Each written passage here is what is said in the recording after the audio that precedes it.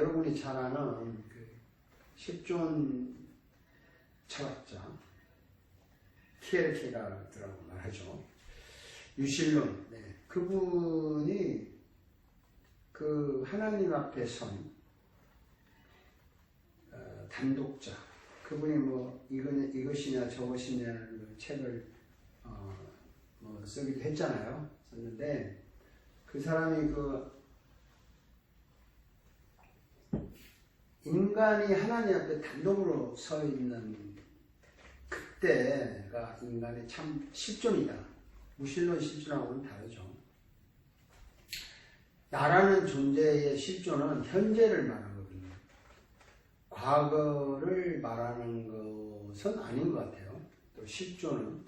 그럼 뭐 미래에 대한 것도 포함되겠지만 가장 실존에서 가장 중요한 의미는 현재인데 현재의 내가 뭐 어떻게 행동하느냐, 내가 어떻게 판단하느냐 중요하다고 하지만 하나님 앞에 현재 서 있을 때 이게 이제 소위 말하는 실존이다 이렇게 말하는데 저는 그것이 설교에도 뭐 어느 정도 이해가 된다고 봅니다. 왜냐하면 우리가 예배할 때 하나님 앞에 내가 현재 지금 있는 거거든요.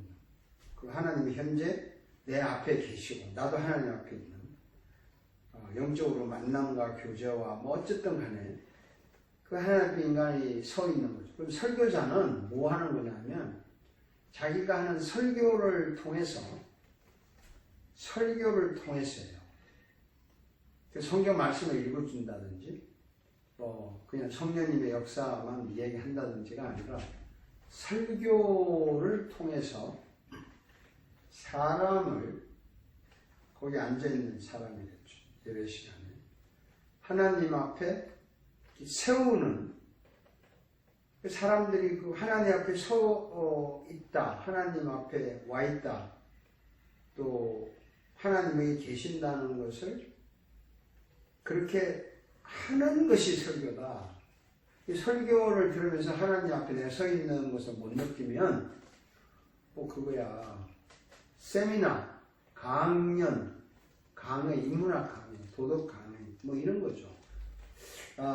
그래서 사실은 그 하나님 앞에 내가 서 있다고 하는 그것을 사람들로 하여금 깨닫게 하고 발견하게 하는 것이 그 설교가 아닌가 그렇게 생각을 합니다. 그리고 또 설교는 일종의 연극이라고 할 수 있어요. 여러분 영화와 연극은 다릅니다. 아시다시피. 왜냐하면 영화는 촬영을 하다가 다시 촬영할 수 있어요. 필름을 잘라서 또 다시 재편집을 할 수가 있어요. 그러니까 영화라는 거는 뭐 여러 가지 카메라에 의해서 편집하고 자르고 해서 만들어지는 게 영화죠. 근데 연극은 무대가 딱 열리면 처음부터 그냥 진행을 해야 돼요. 뭐 실수했다고 컷 하고 다시 연기를 하고 이렇게 할 수가 없죠. 또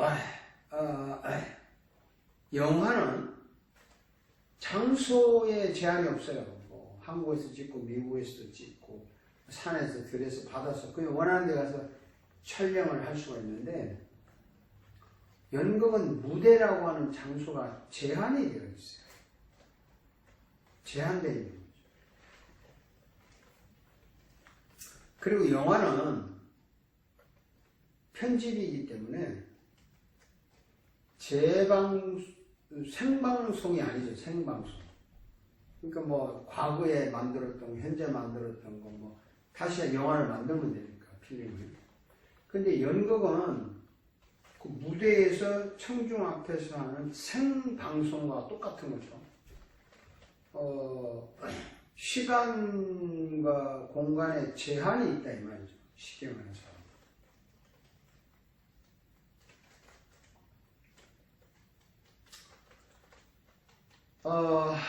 그렇기 때문에 영화와 연극은 다른데 제가 왜 이 말을 하냐면 설교는 연극과 같다는 겁니다. 예배 시간에 하잖아요. 그리고 지금 생방송이잖아요. 지금 이제 온라인으로 강의하는 건 강의가 가능하겠죠. 근데 만약에 설교를 온라인으로 한다 그러면 이것은 예배라기보다는 그냥 방송하는 거예요. 방송. 왜냐하면 설교는 그 예배하는 그 시간과 그 공간과 거기에 있는 그 설교를 듣는 사람과 설교하는 사람과 이런 그 장소와 시간의 그 제한을 가지고 하는 그런 차이점이 있는 거죠. 그리고 이제 연극은 그 행동이 수정을 할 수가 없잖아요. 고칠 수가 없잖아요. 그냥 하는 거죠. 그래서 요즘에는 설교자들이 말씨, 뭐 표정, 옷 이런 것까지 몸짓, 뭐 또 그 목소리 이런 거 굉장히 그 신경을 많이 쓰는 거죠. 물론 그것은 하나의 그 설교라고 하는 핵심을 전달하기 위한 하나의 그 인프라 같은 주변에 도움이 되는 거지만 어쨌든 설교는 영화 같은 건 아니에요. 현장에서 생방송으로 하는 것과 같은 그리고 청중과 이렇게 왜냐하면 그들을 하나님 앞에 세워야 되기 때문에 이제 설교자는 그거를 영적으로 봐야죠. 아, 이분들이 지금 하나님을 의식을 하고 하나님 앞에 있는 거냐 아니면 이 사람들이 지금 강의를 듣고 있는 거냐 이분들이 지금 인문학 강의를 듣고 감동을 받는 거냐 실제로 하나님을 만나서 그 영적인 하나님과 지금 교제를 하는 거냐 하는 것을 현장에서 볼 수가 있는 거죠. 물론 뭐 요즘에 코로나 바이러스 때문에 이제 온라인 예배를 하게 됐는데요. 뭐 온라인 그 보면은 이제 각자 보는 사람들 학생들 같은 수업 시간에 학생들이 듣는지 안 듣는지 이렇게 볼 수도 있잖아요. 그 뭐 온라인 하면 교인들이 집에서 이제 예배를 같이 한다고 하는데 그거는 이제 어쩔 수 없는 상황에서 일어난 거지만 제가 지난번에도 말씀드렸지만 그것보다는 각자가 가정에서 자기가 예배를 해야 되는 거죠. 그들이 하나님 앞에 서는 거죠. 물론 이제 이런 상황에서 설교자가 뭐 각 가정에 돌아가면서 설교를 해 줄 수는 없으니까 소위 가정 예배라고 하는 그 임시로 이제 가장이 설교를 한다든지 아침을 묵상하면서 예배를 하고 자기들 인격적으로 하나님 앞에서 예배를 하고 그리고 이제 뭐 거기서 헌금을 해서 자기들이 찬양을 하고 또 성가대는 없지만 뭐 특송을 한다든지 그래가지고 그걸 모아서 이제 뭐 나중에 교회에다 또 헌금을 할 수 있겠지만 아무튼 예배는 연극의 무대와 같은 거지 뭐 영화하고는 다르다. 또 설교도 그렇다. 자, 그래서 우리가 이제 그 무대에서 그 연극하는 배우들이 무대에서 연극을 할 때 그 순간에 이 사람들은 최대의 연기를 하는 거죠.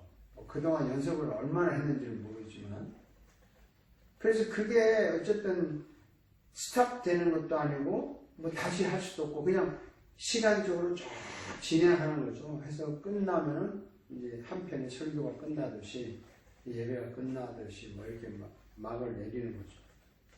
그래서 우리는 이 설교자는 그 연기를 할 때 이제 어떤 연기를 하는지 모르지만 연극 배우가 연기를 할 때 그 어떤 인물에 대한 연기를 하는 거 아닙니까? 그러면 그의 말이나 행동이 연기를 잘한다 이 말은 그 인물에 대한 것을 가장 잘 표현하고 있다.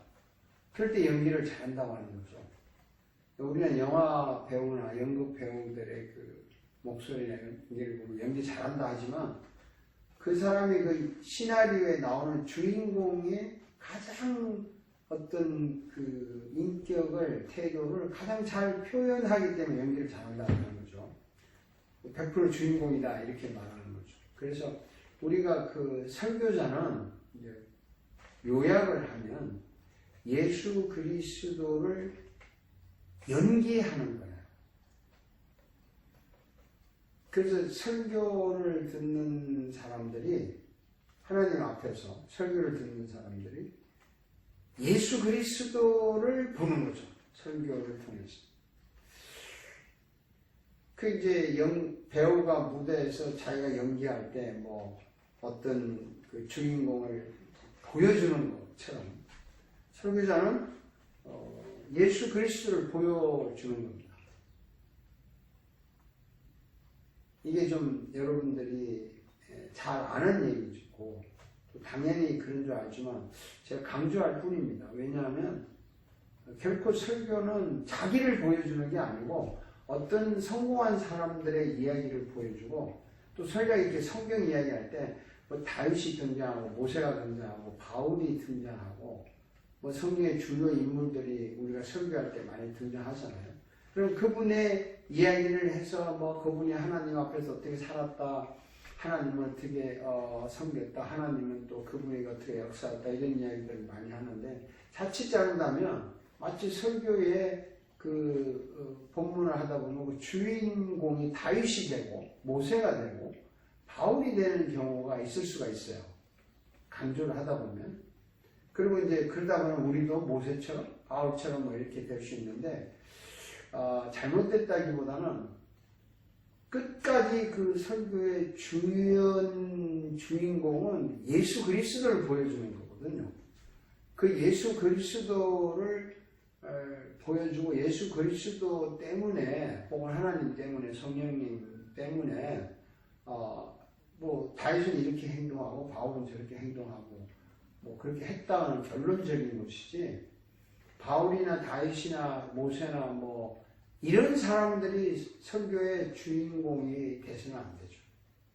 물론 설교자들이 그 사람들이 주인공이 아니라는 걸 알아요. 근데 설교를 하다 보면 그쪽으로 많이 간다는 거죠. 이걸 조심해야 되는 거죠. 끝까지 주연은, 그리고 설교자는 예수 그리스도를 끝까지 보여줘야 된다. 뭐 이렇게 생각합니다.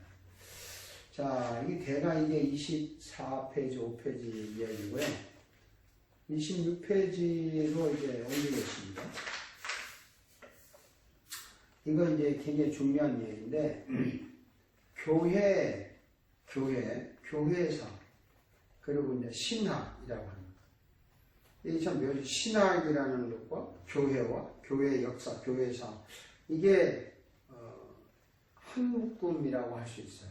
교회만 있고 신학이 없다든지, 또 교회의 역사가 없고 신학만 있다든지, 또 교회사가 있고 신학이 있는데 교회가 없다든지, 뭐 이렇게 셋 중에 하나가 빠지면 상당히 좀 이상하죠. 어쨌든. 근데 그 교회나 교회사나 신학적인 면에서 잘 아시다시피 설교가 차지하는 그 중요성, 교회에서의 그 설교의 중요성, 교회사에서의 설교의 중요성, 신학에서의 설교의 중요성에 대한 이야기를 하려고 하는데, 이건 상당히 좀 심각하면서 복잡하면서도 그리고 중요하다고 저는 생각합니다. 자, 우리가 예배를 할 때 주일에 예배하는 예배가 있고 가정에서 하는 예배가 있습니다. 그럼 뭐 가정 예배는 뭐 일, 월, 화, 수, 목, 금, 토 언제든지 할 수 있잖아요. 근데 주일이라고 하는 날에 그 하나님의 백성들, 소위 신학적으로 말하면 성전이 된 각각의 성도들이, 구원받은 자들이 모여서 우리는 한 하나님을 섬긴다, 한 하나님을 찬양한다 라는, 뭐 어른이든 아이든 남자든 여자든 신분에 관계없이 성전된 자들이 모여서 한 하나님을 높이고 한 공동체를 보여주는 주일 예배와 뭐 월요일날 화요일날 가정에서 혹은 또 직장에서 혹은 비즈니스 하면서 모이는 예배는 예배라는 의미에서는 하나님 앞에 드린다는 의미에서는 같은 말이지만 그 성격 면에서 좀 차이가 있다고 생각을 하는 거죠. 왜냐하면 이제 구약 시대 때 안식일이라는 게 있었잖아요. 안식일. 안식일은 뭐 아시다시피 천지를 창조하고 마지막 날에 하나님이 안식일을 만들고 안식하셨다 이렇게 하는 거예요. 자, 그러니까 우리가 이제 흔히 말하는 6일 동안 천지를 창조했다고 하는데 뭐 맞는 말이죠. 그래서 조금 깊이 생각해 보면 천지 창조가 완성된 것은 안식일까지 7일 동안 이제 완성이 된 거죠. 이해가 되시겠죠? 7일 동안 하나님이 천지를 창조한 거죠. 안식일도 하나님이 만드셨다 이 말입니다. 그래서 일주일 단위가 됐는데 이걸 조금 깊이 이야기하면요. 안식일이 만들어지지 않으면 창조가 완성되지 않았다는 거죠. 진정한 그 물리적인 창조의 완성은 안식일까지 했을 때 완성이고 하나님이 안식했을 때까지가 창조가 끝난 거죠. 물론 인간 창조가 6일째에 끝났으니까 천지 창조가 마쳤다고 하니까 6일 만에 다 끝났다고 하는 말도 맞습니다만 또 크게 보면 어쨌든 하나님이 안식일을 하루 더 만들었잖아요. 그래서 창조의 완성은 안식일까지 포함된다. 이렇게 보는 거죠.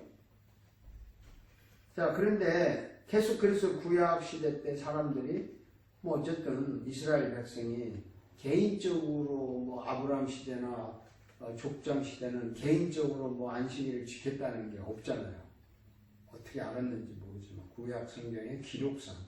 그런데 일단은 출애굽 시대부터 이제 안식일을 지키라는 말이 나오고 십계명이 등장하는데 그거는 이스라엘이라고 하는 그 공동체가 생겼기 때문에 공동체가 그 안식일을 지키라 이런 뜻으로 이제 이해가 되는 거죠.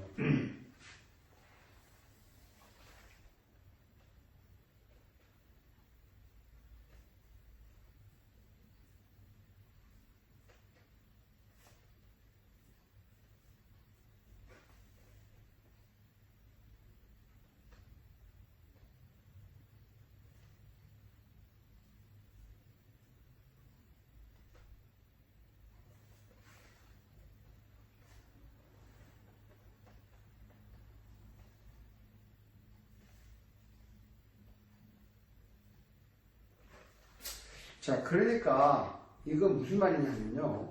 공동체가 생기면서 이제 안식일을 공동체가 하려는 거죠.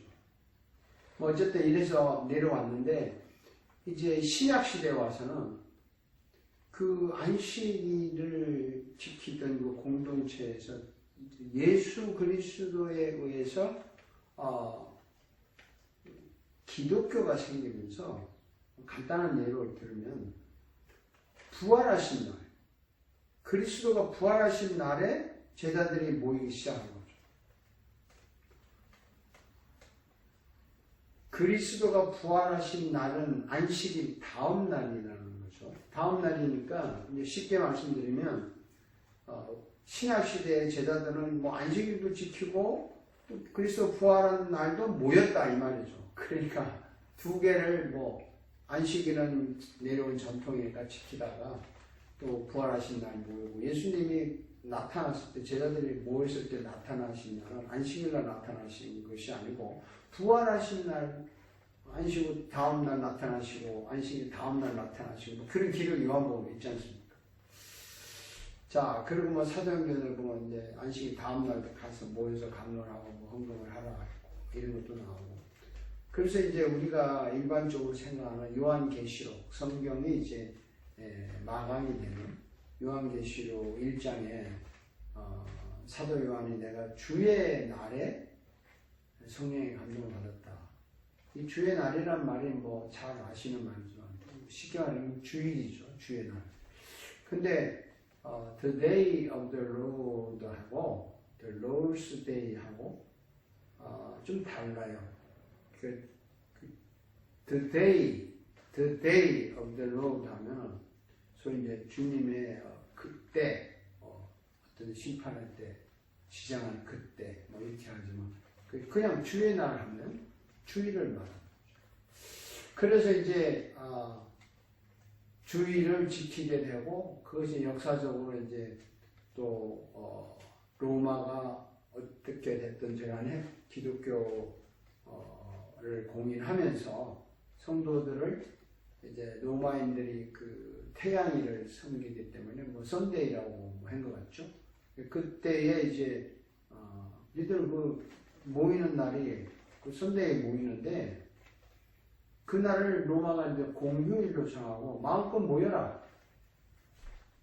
그러니까 이제 유대인들이 지키는 안식일 다음 날이 된 거죠, 우리가. 그때부터 이제 주일이 교회사적으로 보면 이제 공식화되고 이제 안식일 기독교에서는 이제 유대인이 아닌 기독교에서는 이제 안식일은 점차 지키는 게 없어지고 주일을 지키게 돼서 뭐 지금까지 내려온 거죠. 그러니까 뭐 안식일 지켰다고 해서 틀렸다, 주일 지켰다고 해서 맞다, 뭐 이런 것보다도 우리는 주님이 부활하신 날을 모여서 주일 예배하는데 그게 안식일이라고 하는 안식일 선상에서 이제 주일로 바꿔진 거지 안식일을 지킨다고 해서 틀렸다고 말할 필요는 없다고 저는 생각합니다. 다만 이제 안식에서 주일로 바뀌었기 때문에 주일날 이 공동체가 모이는 거죠. 그 구약적인 개념으로 보면 이제 우리가 안식일이라고 하죠. 그런데 이제 많은 안식교 다니시는 분들은 왜 안식일을 안 지키고 주일을 지키나? 이거는 뭐 로마라고 하는 그 태양을 섬기는 그 로마와 타협을 해가지고 이 안식일을 변절시켰다. 그래서 그 주일 지키는 기독교는 뭐 어떻게 극단적으로 봐라 뭐 사탄의 종교다 이렇게. 왜냐하면 로마가 태양신을 섬기는 그 선데이에 주일을 지키니까 뭐 이렇게까지 말을 하는데 그건 뭐 논쟁할 건 아니고 주님이 부활한 날 우리가 지킨다. 그 의미는 또 그 정신은 하나님이 천지를 창조하고 안식한 그 안식의 정신이다. 그리고 이제 창조의 마지막 날 안식을 새 창조, 부활의 첫날로 그 성경의 안식의 첫날, 부활의 첫날로 우리는 예수 그리스도를 중심으로 모여서 예배한다. 그러니까 예수 그리스도를 나타내고 예수 그리스도 중심으로 예배 안 할 바에야 뭐 안식일날 하든 뭐 구약 시대처럼 마지막 날을 지키든 아니면 뭐 괜찮죠. 자, 그리고 또 하나는 로마서에 보면은 우리가 주일을 지켰지만 아마 그때 당시도 그랬나 봐요. 꼭 주일 지켜야 되냐, 뭐 안식일 지키면 어떠냐, 뭐 이런 논쟁이 있었겠죠. 유대인 크리스찬 또 이방인 크리스찬들 사이에 뭐 있었는지 모르죠. 로마서에 보면 이날도 중요하고 저날도 중요하고 모든 날이 다 중요하다 이렇게 하는 말이 나오죠. 그러니까 어느 날을 우리가 안식이라는 그 정신으로 지키는 거지 꼭 우리가 지금 지키는 이날만 해야 된다 뭐 이런 건 아닌 것 같아요.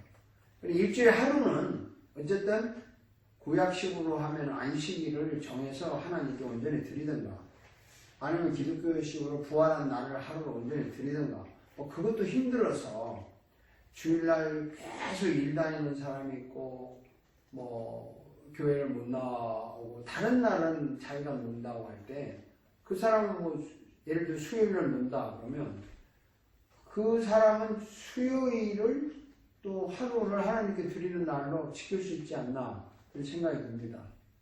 뭐 제가 젊었을 때 그 기억으로는요 어떤 그 직종에 계시는 분들은 목요일날 쉬어요. 그 분들은 주일날을 안 쉬고. 근데 그 직종이 전국적으로 굉장히 깔려 있어요. 그러니까 그 연합, 그때는 제가 알기로는 그 이발과 미용 계통의 일 하시는 분들 같아요. 그분들이 그 목요일날 다 쉬더라고요. 그러니까 주일날 일을 하는 거죠. 그래서 그분 나름대로 목요 모임을 만들어서 이제 뭐 목요일날 자기들끼리 목사님 모셔서 예배를 한다는데 그런 걸 가지고 이제 뭐 직장 예배다 이렇게 하는데 저는 그 목요일 날을 정말 그 사람들이 안식 정신으로 온전히 하나님께 드린다면 뭐 로마서에 나온 대로 이날 저날 다 중요하고 다 하나님께 되는 날이니까 괜찮다고 저는 생각합니다. 그런데 한 가지는 그 하루가 창조를 물리적인 창조를 아무리 하고 마지막 안식일을 만들어서 창조에 완성하신 것처럼 우리가 6일 동안에 일을 한 그 일의 그 완성이 하루를 하나님께 드리는 안식일, 주일, 뭐 어쨌든 그러한 것이 있어야 그 일주일이 완성되는 거 아닌가. 저는 그렇게 생각해요. 그래서 주일을 지키라는 게 뭐 율법적으로 지켜라 이게 아니라 우리가 일주일 동안, 6일 동안 한 일에 대한 어떤 완성을 하나님이 원하시고 그때 하나님과의 결산을 하자는 거 아니겠어요? 6일 동안에 쉽게 말하면 하나님과 내가 6일 동안 세상에 나가서 일을 하고 하루는 하나님과 내가 둘이 이거 하자는 거죠. 결산을 하자는 거죠. 그래서 이제 뭐 구약적인 개념을 안식일을 복주어 거룩하게 했다 하는데 그날이 이제 복을 누리고 확인하는 날이죠. 6일 동안 복을 받지만 이 복의 마지막 확인과 완성이 하루를 하나님께 드리는 주일이 아닌가. 이렇게 합시다. 여기서 뭐 시작적인 논쟁을 너무 오래 할 필요는 없고 어쨌든 그 안식일, 주일 이런 이제 컨셉이 와서 신약 시대는 우리 주일을 한다. 그러면 이제 주일을 지키는 하루를 주님께 드리는 날인데 그날에 뭘 하지 마라 하라 이게 아니고 어떻게 하면 가장 이날 그 하나님께 가장 하나님과의 그 만남, 교제를 어떻게 할 수 있을까? 가장 좋은 방법이 뭘까? 뭐 이렇게 하다 보니까 우리가 이제 주일날 하는 것이 예배라는 거 아닙니까? 예배가 이제 주일의 클라이막스죠. 뭐 주일날 성경 공부도 하고 전도도 나가고 주일날 뭐 병문안도 가고 뭐 여러 가지 또 성경에 대한 세미나도 많이 하지만 그 모든 것 성도의 교제도 하지만 그 모든 것이 클라이막스가 예배라는 거죠. 예배. 주일날 예배를 안 하고 주일을 지킨다 하는 것은 있을 수 없겠죠. 그러면 주일날 예배를 한다고 할 때 그 예배에 있어서 예배 시작부터 마칠 때까지가 다 소중하고 귀한 거죠. 뭐 그것이 어느 것이 중요하다 덜 중요하다 할 수는 없지만 그 예배에서 또 우리가 하나님께 드리는 거잖아요. 예배 때 찬양을 드리고 기도를 하고 헌금을 드리고 뭐 또 성도의 교제, 광고하고 인사 나누고 이런 거 하는데 그 다 우리가 하는 거예요. 그런데 그 예배에서 하나님 쪽에서 우리 쪽에 오는 게 뭐냐? 예배. 하나님 쪽에서 인간에게 오는 거는 저는 두 가지가 있다고 생각을 합니다. 예배 마칠 때 이렇게 흔히 축도를 하는데 축도는 하나님이 우리에게 내리는 인사 말이죠. 잘 가라. 내가 너희를 축복한다. 그 말이잖아요. 그래서 예배 우리가 마지막에 축도로 마치는데 이 축도에 대한 좀 정리가 됐으면 좋겠어요. 대부분 축도를 축복 기도라고 생각을 하는 것 같아요. 그래서 뭐 그게 목사의 전용물이고 또 흔히는 축복을 축원하나이다 이렇게 하는데 또 일부에서는 있기를 있을지어다 성경에 그렇게 하는데 저는 그거는 하나님이 우리에게 축복하는 거라면 복을 주시는 거라면 마지막 때 예배 끝나는 시간에 하는 그거 순서가 그렇다면은 이제 너희들 예배를 했으니까 또 내 말도 들었으니까 너희들 이제 잘 가라 평안히 가라. 그래서 이제 영어로 하면 go in peace 이 말이죠. 평안히 가라.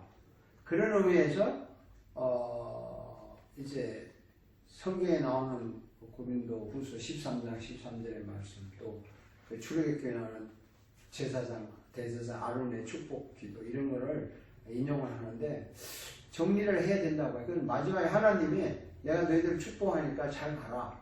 쉽게 말해서 그리스도의 은혜와 하나님의 사랑과 성령의 교통하심으로 이미 너희들에게 있기를 원한다. 원한다라는 말이 맞는 것 같아요. 그래서 뭐 우리나라는 전통적으로 있을지어다 하는데 그냥 있기를 원하노라. 차라리 축도라는 컨셉이 하나님이 우리에게 하는 거지 인간이 뭐 하나님 축복하기를 기원하나이다 뭐 축원하옵나이다 하는 거는 그런 축복 기도는 기도라고요. 기도. 그건 목사만 하는 게 아니고 아무나 할 수 있고 그게 예배 마칠 때 누군가 대표성 있는 분이 하나님의 이름으로 너희들 잘 가라 이렇게 하는 거고 또 한 가지 하나님 쪽에서 내려오는 거는 설교잖아요. 목사가 설교를 하지만 하나님이 하시는 말씀을 전하는 거잖아요. 그러니까 예배에서 하나님 쪽에서 인간에게 오는 게 있고 인간 쪽에서 하나님에게 가는 게 만나는 거죠. 그러니까 우리는 찬양을 드리고 우리가 기도를 하는 거죠. 축복 기도를 하든 뭐 간구 기도를 하든 고백을 하든 그리고 헌금을 드리고 또 성도들끼리 이제 교제하고 또 광고하고 뭐 예배 시간 광고는 성도들끼리 교제니까 그리고 또 찬양도 하나님께 드리는 찬양이 있고 또 성도들끼리 교제하는 찬양도 있어요. 물론 그게 뭐 구분을 한다고 하지만 그러나 그건 우리 쪽에서 하는 거고 하나님 쪽에서는 말씀을 주는 거고 우리 예배 마칠 때 잘 가라고 인사하는 거 두 개가 하나님 쪽에서 온다고 저는 생각합니다. 근데 그 하나님 쪽에서 오는 것 중에 가장 중요한 게 설교잖아요. 자 그러면 우리 쪽에서 인간 쪽에서 드리는 거하고 하나님 쪽에서 내놓은 건 말씀인데 이 말씀을 우리가 설교라고 하죠. 자, 이 설교가 그러니까 주일을 하루를 하나님께 드리고 지키고 그 주일의 클라이막스가 예배고 그 예배에서 유일하게 하나님 쪽에서 오는 것이 말씀이란 말이죠. 그 마지막 인사와 베네딕션과 그러면 이 설교라는 거죠. 설교인데 하나님이 직접 말씀하시는데 뭐 할 말이 없죠. 근데 이제 목사가 성경을 가지고 하나님의 말씀을 하나님의 마음을 하나님의 생각을 하나님의 일을 하나님의 뜻을 현재 하나님이 하시고 싶은 그 현재 이 자리에서 하시고 싶은 것을 목사가 설교를 통해서 대신 전하는 거란 말이죠. 그러니까 이 설교가 얼마나 귀중하고 귀하고 이 설교자가 이 설교 한 편을 만드는 것은 자기 힘으로 만든다고 생각하면 안 되는 거죠. 하나님께서 이걸 도와줘서 만드는 거죠. 왜냐하면 내가 하나님 말을 전하는 게 설교라고 생각하니까 그래서 하나님께서 제가 설교자 할 때 설교자를 바라보고 얘가 내 마음을 잘 전하고 있구나. 얘가 내 뜻을 잘 전하고 있구나. 하나님은 그걸 보시지 얘가 연구 많이 해서 책 많이 읽었네. 얘가 뭐 강의 잘하네. 말 잘하네. 그런 걸 하나님이 보시는 것은 아니라고 생각을 합니다. 그래서 어쨌든 주일날 아무도 하지 마라 이 말은 그 율법이고요. 그런 뜻이 아니잖아요. 여러분 생각해 보세요. 이 하루를 하나님께 드린단 말이죠. 드리기 위해서 이제 뭐 예배도 해야 되고 또 가족들이 이날은 하나님을 향한 어떤 가족들의 모임도 필요하고 또 이날은 또 하나님을 말씀을 연구하는 성경 뭐 본다고 또 하나님 향한 기도도 필요하고 뭐 예배는 정점이지만은 그 성도의 교제 뭐 방문 전도 이런 것이 주일날 할 일이 많아요. 6일 동안 우리 먹고 사는 일을 하라고 했으니까 일곱째 날은 하나님을 향한 거란 말이에요. 쉽게 설명하면 6일 동안은 나라는 사람이 하나님과 팔짱을 끼고 세상에 나가서 같이 일하는 거예요. 그러다가 주일이라고 하는 이 날은 세상을 안 보고 하나님과 내가 이렇게 마주 본다고 생각하면 돼요. 제가 설명이 제대로 되는지 모르겠습니다만 부부로 예를 들게요.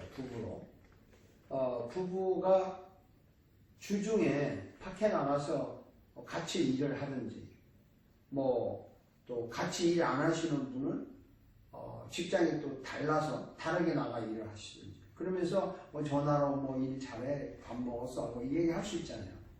또 이제 또 가정부로 일을 하시는 또 가사 일을 하시는 또 부부 같으면 부인이 집안에 있고 남편이 밖에 나가도 떨어져서 서로 각자의 일을 하잖아요. 근데 이제 저녁이 되면 다 와요. 남편도 오고 아내도 오고 다 와서 만나서 가족과 밥을 먹어요. 그러면 이제 마지막에 이제 침실에 들어가서 같이 자는 거죠. 자고 아침에 또 하는 거죠. 그러면 이게 하루를 일주일로 나눠 마지막에 침실에 부부가 둘이 들어가는 시간을 이제 주일이라고 생각하면 돼요. 왜냐하면 그 두 사람만의 시간이잖아요. 근데 이 두 사람만의 시간을 가질 때 뭐 하루 종일 어떻게 지냈는지 얘기도 할 수 있고 좋은 일, 안 좋은 일 할 수도 있고 또 뭐 서로가 이제 스트레스 풀 수 있는 말도 할 수 있고 혹은 또 둘만의 또 뭐 시간을 또 따로 이제 가질 수도 있는데 그때 그 둘만의 시간을 가지는 그 이제 문 닫았고 애들 방에 보내고 그 둘만의 시간을 그때는 그 두 사람 외에 딴 거는 그때 누가 뭐 친구가 전화 와서 뭐 부인의 친구가 전화 와서 막 남편 앞에서 막 얘기한다든지 또 남자가 회사 막 일이 전화가 와가지고 막 두 사람이 시간이 있는데 그 막 하고 막 몇 시간 떠들고 하면은 이 두 사람 안에 있는 시간이 깨지잖아요. 그러니까 쉽게 말하면 성경적으로 말하면 돼요. 이 두 사람 안에 있는 시간에 딴 거 하지 말아요. 외부에 전화도 받지 말고 뭐 하지 말고 둘만의 시간을 가져라. 그래서 주의를 지킬 때 우리가 오직 하나님을 향해서 하나님은 우리를 향해서 이렇게 서로 마주보는 시간이니까 그날 여기에 방해되는 것은 하지 마라. 그래서 아무 일도 하지 말라고 한 거지 일을 안 한다고 해서 지키는 게 아니에요. 방해되는 거를 잘라라는 거죠. 그리고 둘만의 시간에 도움이 되는 일은 더 많이 해도 되는 거죠. 정리가 됐으면 좋겠습니다. 그래서 주일날 뭐 장사하지 말라는 말을 꼭 율법적으로 해서 비전에서 하지 말라. 비전에서 하는 사람은 어쩔 수 없이 해야 되니까 뭐 일부 예배하고 일찍 하는데 와가지고 예배하고 와가 나를 줄 지켰다 이러고 또 뭐 자기는 교회 중직을 맡아서 뭐 가장 중요한 11시 예배에 와서 해야 되니까 자기는 일을 달고 나오지만 뭐 직원들을 일시키고 이런 식으로 땜빵을 하지 말고요. 그냥 이 주님과 만나는데 방해되는 걸 스탑을 하는 거예요. 내가 하루를 주님께 드릴 때 방해되는 것이 직장이라면 직장을 스탑하고 그 방해되는 일이 뭐 자식들이라면 자식도 그때는 스탑을 하고 그런 의미에서 하지 말라 라고 이해를 했으면 좋겠어요. 그 율법적으로 해석하면요 안식일이 우리를 얽으면은 올가미가 돼요. 자발적으로 뭐 쉽게 설명을 다시 다른 걸로 드리면 결혼식을 오늘 한다고 합시다. 그럼 결혼식을 할 때 뭐 어제까지는 뭐 신랑 신부가 준비를 다 하잖아요. 많이 준비를 하겠죠. 하는데 오늘 결혼식을 해요. 그럼 오늘 결혼식을 하는 날은 오직 두 사람만의 시간이지. 이 결혼식을 하면서 비즈니스 때문에 전화 받아야 되고, 예? 결혼식을 하면서 또 친구 왔다고 밖에 나가야 되고, 이러면 이게 아니잖아요. 그러니까 결혼식 하는 그날은 결혼에 집중하고 자기들 둘만의 시간을 위해서 그 외의 거는 하지 마라. 방해되는 건 하지 마라 하는 게 엿새 동안에 힘써 내모든이라고 이래저래 아무것도 하지 말라는 뜻이지, 그 율법적으로 얽매가지고 하면 정죄를 하고 뭐 벌을 받고 뭘 구약시대는 하나님의 공동체를 형성하기 위해서 안식을 보는 사람 돌로 치고 했지만 그 목적이 돌로 쳐서 죽이는 게 아니잖아요. 성경은 이렇게 우리에게 강제적으로 뭐 명령을 해서 안 하면 죽이고 하면 복 주고, 우리 하나님이 그런 하나님 아닙니다. 그런 하나님이라면 정말 그거는 잘못 알고 있는 거예요. 하나님의 팔짱 끼고 있다가 내 말 들으면 복 주고 내 말 안 들으면 벌 주고, 그건 세상 종교가 하는 얘기고, 그렇게 하실 하나님이 십자가에서 아들을 죽였겠어요. 내 말을 들으면 너에게 복이 되니까 이 길을 알려주니까 이렇게 하라. 그럼 안 했다면 무조건 벌 줍니까? 안 했을 때 다시 하라고 주는 기회가 죽을 때까지 있잖아요. 그게 뭐지? 그 얘기 아니에요. 잘못했으면 미안합니다 또 하고, 미안합니다 하고 길을 열어준 거지, 뭐 그러다가 안 되면 한 번씩 징계한다고 정신 차리라고 매를 때리긴 하지만 근본적으로 하나님이 벌 주기 위해서 하는 거 아니라는 것을 여러분이 알고 있잖아요.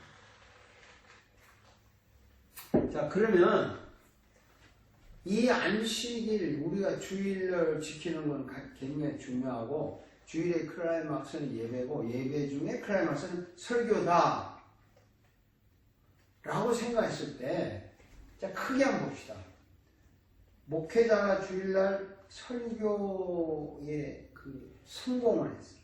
인간적으로 하면 하나님 왕을 100% 전해서 성도들이 하나님 앞에서 그 말씀을 받아서 그 예배, 설교의 성공은 예배가 가장 잘 이루어졌다고 할 수 있는 거죠. 물론 찬양이 뜨거웠다, 뭐 헌금할 때 감동받았다, 기도할 때 은혜를 받았다 할 수 있지만, 그래도 하나님의 쪽에서 오는 말씀을 듣고 우리가 해야 변화가 되는 거예요. 우리가 드리는 찬양, 우리가 되는 거는 감동받는 것으로 인간이 변하지는 않아요. 감동은 받지만 근본적으로 변화하는 말씀이 오는 거거든요.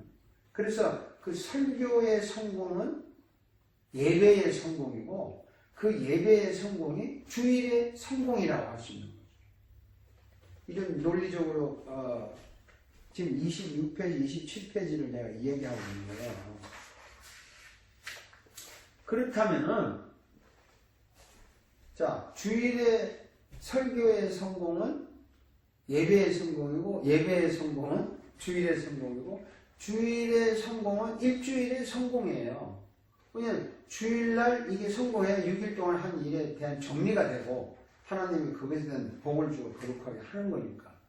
그리고 일주일의 성공은 결국 내 삶의 성공이고, 이런 내 삶의 성공은 세상의 성공이에요. 이게 전 인류가 주일을 지켜서 예배를 한다면 세상이 정말 아름다워질 거예요. 안식이라는 단어를 써서 표현하면, 하나님과의 안식을 하면 세상에 안식이 오는 거죠. 하나님과의 평화를 누리면 세상에 평화가 오는 거죠. 이 굉장히 중요한 원리입니다. 정치, 경제, 사회학적으로 세상의 평화를 누리고 안식을 찾지만, 그리고 뭐 단순히 종교적으로 뭐 하나님과 관계에 좋아야 뭐 사람이 평안하다, 또 뭐 내 하나님 만나야 인간이 변한다, 이런 단순한 논리가 아니라 하나님과의 안식이 깨졌으니까 세상의 안식이 깨진 거다, 이렇게 볼 수 있어요. 그게 사실이라고요. 우리가 하나님과의 안식이 지탱이 되어야 세상의 안식이 유지가 되는 겁니다. 그래서 결국 이걸 확대하면은 설교의 성공이 예배의 성공이고, 예배의 성공이 주일의 성공이고, 주일의 성공이 일주일의 성공이고, 그것이 나의 삶의 성공이고, 이것이 세상의 성공으로 간다는 거죠. 그래서 성도들이 이 세상의 안식을 가기까지의 그 여러 가지 과정이지만 그 핵심을 보면 설교 잘해야 된다. 설교에 정말 목숨을 걸고 해야 된다. 이런 얘기예요. 자, 그러면 세상에 안식을 하고 또 세상의 평안을 누린다 할 때 교회가 안식을 누리고 교회사적으로 안식을 누린 교회가 있고 신학이 인간에게 그리스도의 안식을 주는 이 일이 있다면 설교는 교회나 교회사나 신학의 가장 중요한 포인트가 되는 거예요. 저는 그걸 말하고 싶은 거죠. 단순히 설교는 뭐 목사님이 주일 예배 때 목사가 하는 거다. 아, 이거 정말 예배를 무시하는 거고 설교를 너무너무 저질로 보는 거예요. 그런 정신으로 설교하면 안 되죠. 인간을 하나 앞에 세워놓고 오늘 이 설교의 성공이 세상을 향한 성공이고 인간의 본질적인 안식을 누리게 하는 거다.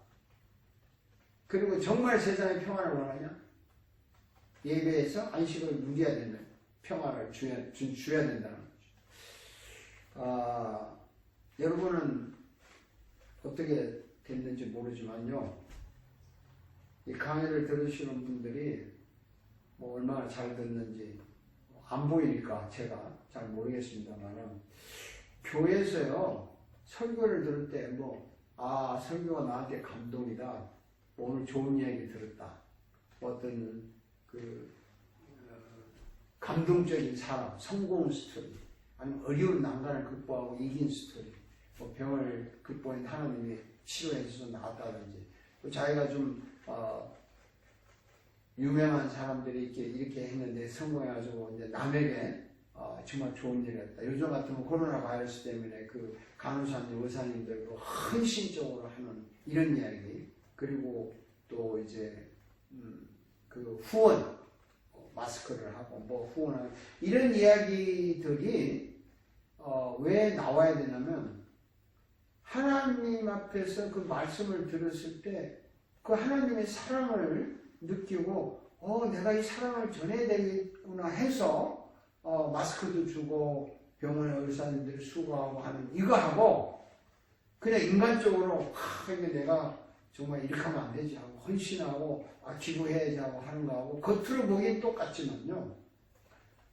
하나님의 그 사랑으로 하는 그 사람들에게는 안식이 있다고요. 평안이 있다고. 그리고 그 평안이 지쳐도 평안이 와요. 피곤해도 평안이 와요. 후회가 없어요. 그리고 자기가 욕을 먹어도 괜찮아요. 왜냐하면 이게 이제 성경에 나타난 바울 사도가 그 유명한 바울 사도가 부활하신 예수를 만나고 나서 잘 사는 게 뭐가 있어요? 맨날 욕 먹고 맨날 씹히고 맹수한테 맹수라는 게 적들 아니에요. 돌에 맞아 죽고 강에 빠지고 굶고 굶주 그렇게 기쁘고 할렐루야 했잖아요. 저절로 되는 거죠. 자원해서 되는 것이 내가 원한다는 자원이 아니라 그렇게 안식을 누리게 되니까 그런 식으로 하고 있기 때문에 어려움을 겪고도 안식을 누리는 거예요. 왜? 주님과 함께 그 안식을 누리는 거예요. 제가 강조하는 거는 설교가 이만큼 중요하다. 설교가 중요하다는 건 아무리 해도 지나친 말이 아닙니다. 그런데 그걸 알면서도 어떻게 설교를 하냐, 어떻게 준비하냐, 그리고 알면서도 이 목회자들이 설교에 정말 전념하고 목숨을 걸지 않고 그냥 자료 수집해가지고 또 좋은 이야기 해가지고 하나님이 하는 세상에 하나님이죠. 재물이 있어요. 그 다음에 제단이 있어요. 재물 드리는 사람이 있어요. 그 다음에 제단이 있어요. 제사장이 있어요. 지정된 장소, 지정된 시간. 그리고 제사 드리는 방법, 목적이 제사에 포함돼요.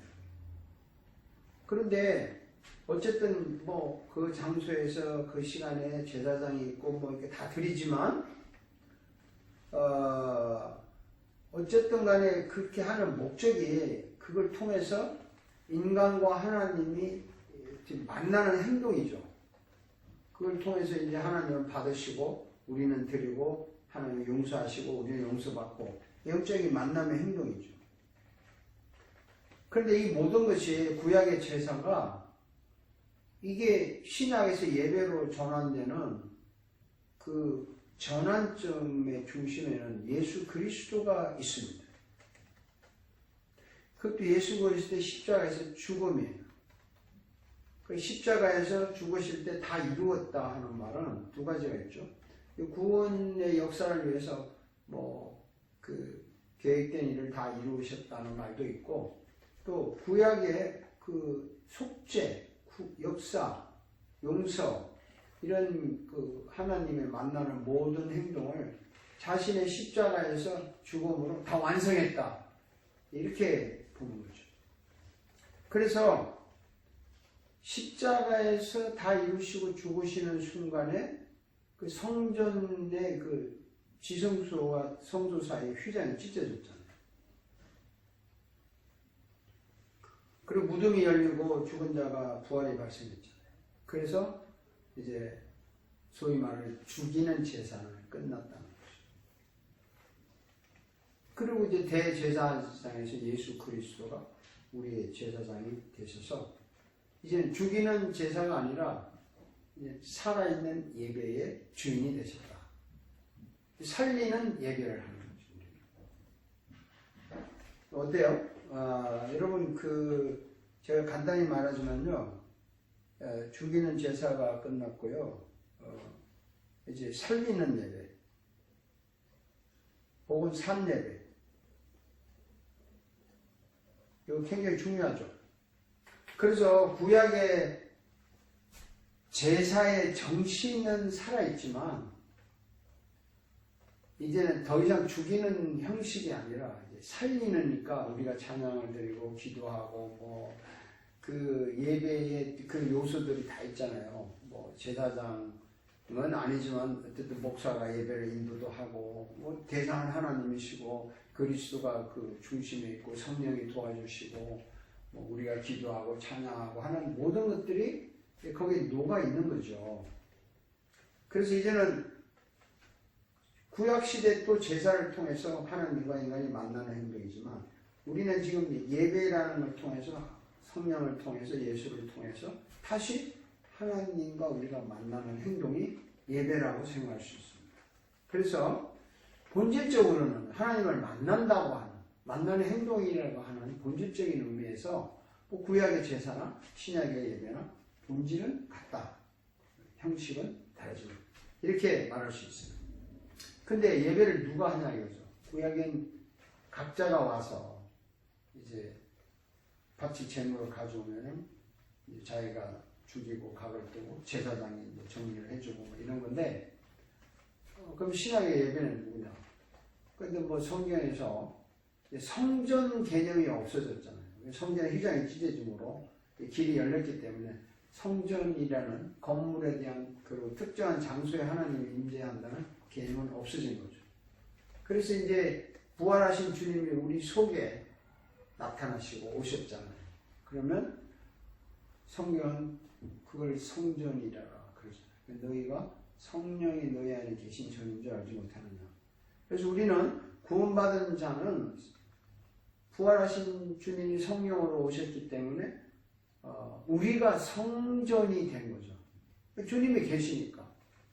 그래서 우리는 성전이에요. 성전. 각각이 성전이에요. 건물이 아니라고 이제는. 우리가 건물이에요. 우리가. 그런데 이 성전, 나도 성전, 여러분도 성전, 다 성전이기 때문에 이 성전들이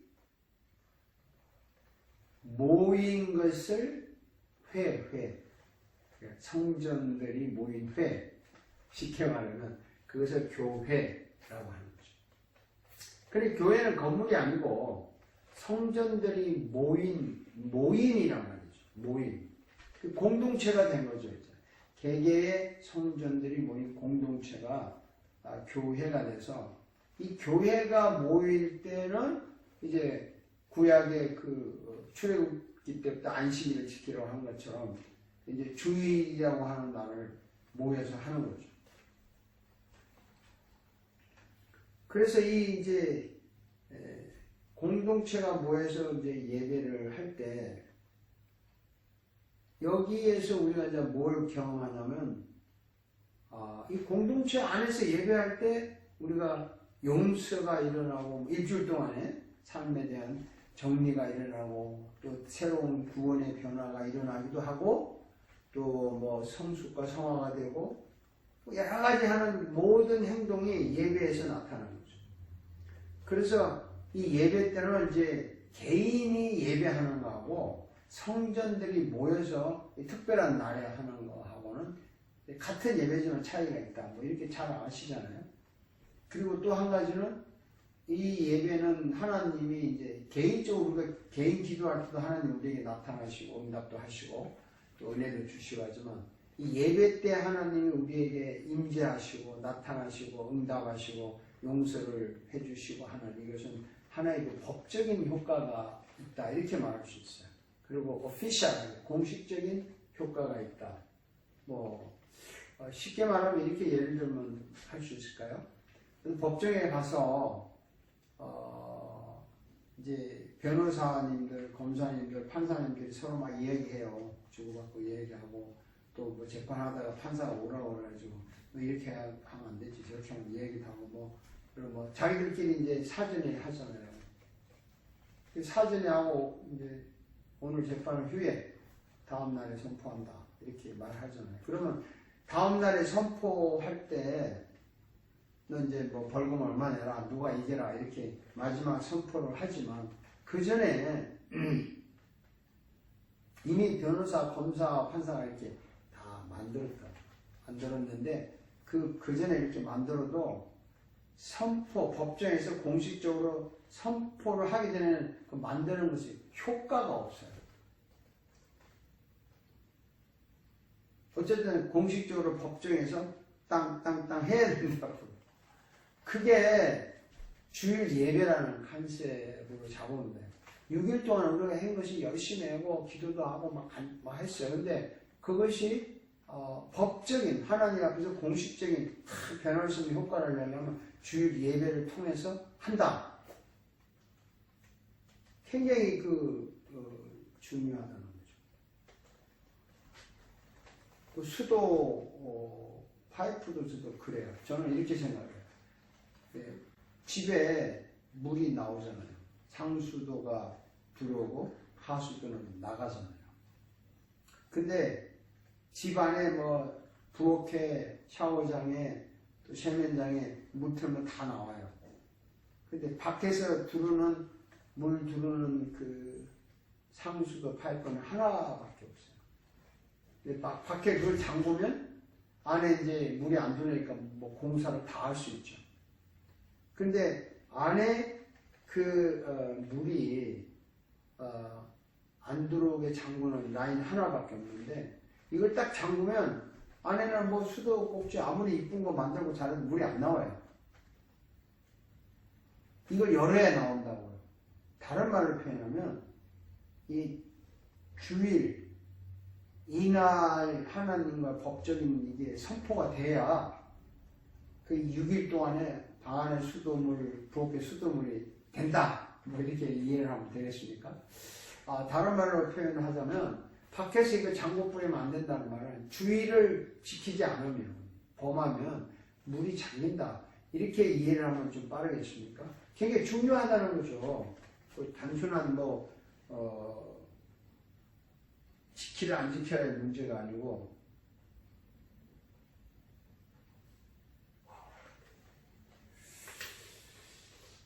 그래서 성전들이 모여서 예배를 할 때 그 공동체의 모임이 참 중요하다. 그리고 주일은 모여서 해야 된다.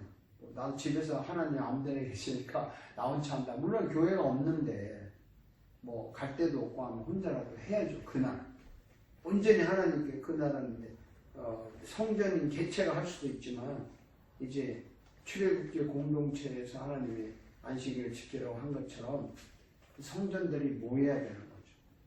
여기서 모이고 저기서 모이고 뭐 동네마다 다 모이는 거죠. 그렇게 하면 좋다 이거죠. 근데 예배는 뭐 하는 거냐? 예배는요 하나님과의 만남인데 당연히 하나님과 성전들이 만나는 거죠. 내 개인이 만나는 거는 개인 예배지만 이 주일 예배라고 하는 것은 하나님과 성전들이 만나는 건데, 만나서 뭐 하냐? 뭐 하나님은 자신의 사랑을 이야기하고, 또 우리는 우리의 사랑을 표현하고, 또 하나님의 사랑을 또 보이고, 하나님은 또 말씀으로 표현하고, 성전들을 찬양으로 표현하고, 뭔가 이렇게 표현을 해서 만나잖아요.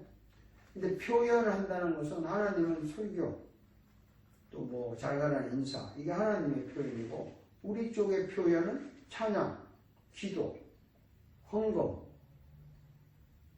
뭐 말씀에 아멘 하는 이런 게 우리 쪽의 표현이잖아요. 그래서 거기에는 특징이 하나 있는 게 뭐냐면 하나님의 임재라는 게 있는 거예요. 임재. 이게 참 중요한 말인데, 하나님은요, 천국에 계시는 거, 예수님도 하나님 우편에 계시고, 천국에 계시죠. 실제 장소에, 어떤 장소에 있다는 거죠. 그걸 이제 하나님의 실제, 리얼리티라고 하죠. 근데 하나님은 우주 어디든지 다 계세요. 편만에 계시다. immanence. 그러니까 편재하시는 거죠. 동시에 하나님은 성령으로 내 속에 계세요. indwelling. 그러니까 내재하시는 분이에요.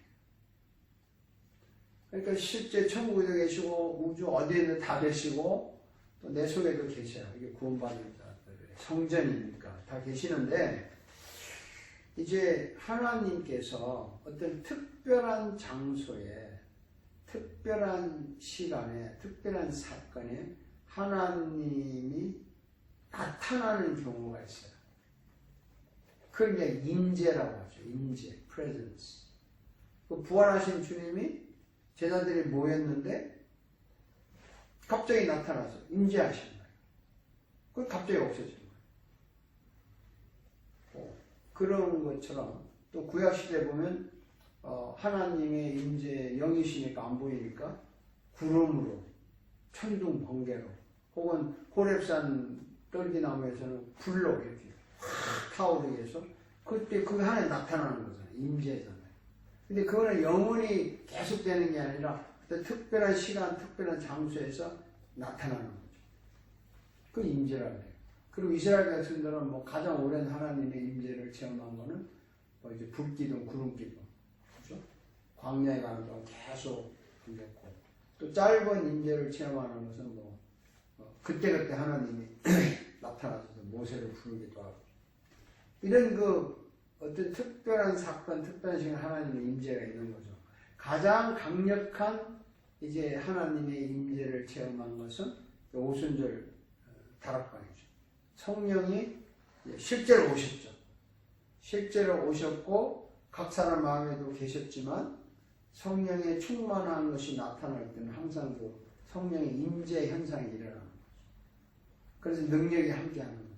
그런데 이제 이런 하나님의 임재가 가장 공식적으로 또 거의 약속된 것처럼 나타나는 것이 예배 시간의 임재라는 거죠. 그래서 예배 시간에 우리가 이제 그 지정된 시간에 지정된 장소에 공동체가 모였잖아요. 모여서 예배를 하실 때 하나님 말씀하시고 우리는 반응을 하고 이렇게 표현이 만날 때 그때 뭔가 하나님의 임재가 영광이 나타나게 돼 있다고.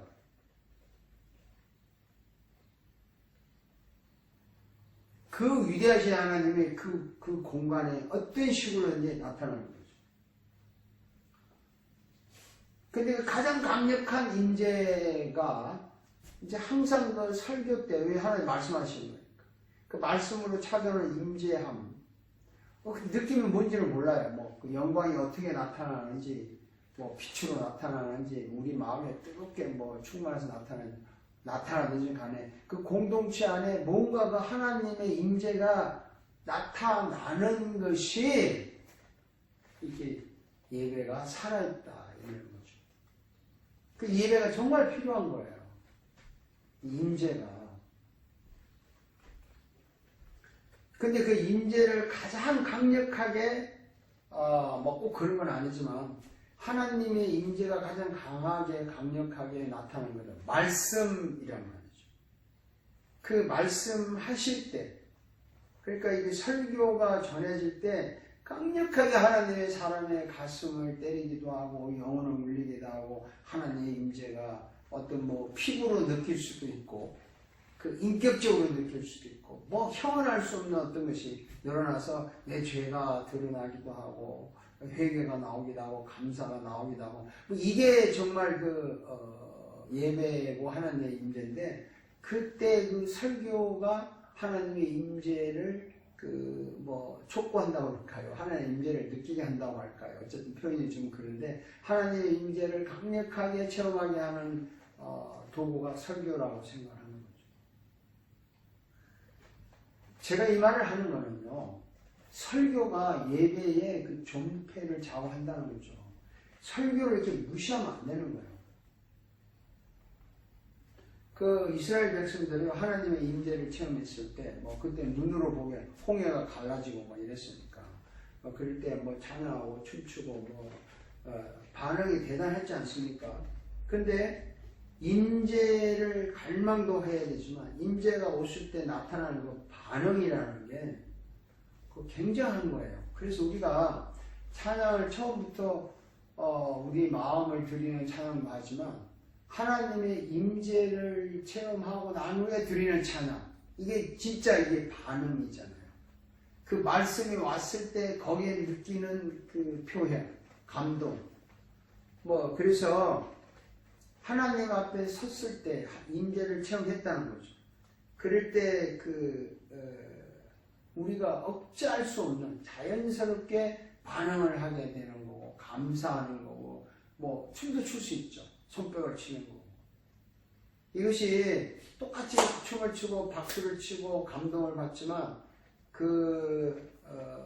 뭐 영화를 보고 연극을 보고 뭐 경기장에서 막 축구 경기장에서 럭비행에서 막 하는 이런 감동하고 그 하나님의 임재가 나타나서 우리에게 그 거부할 수 없는 충격으로 오는 감동하고 느낌이 같을 수는 있겠지만 그 밑바닥에 뭔가 본질이 다르고 그리고 이 감동이 오고 나면요 그 다음에 허무하거나 썰렁한 건 없잖아요. 끊임없이 불타는 게 있고 만약에 이게 식어갔다 하면 그 갈증 그래서 하나님을 그 향해서 가까워 가고 싶은 이런 게 되기 때문에 일주일 주일을 지키고 주일 단위로 우리가 살아가는 것은 하나님이 잘 만들으신 것 같아요. 일주일 되면 고갈될 것 같아요.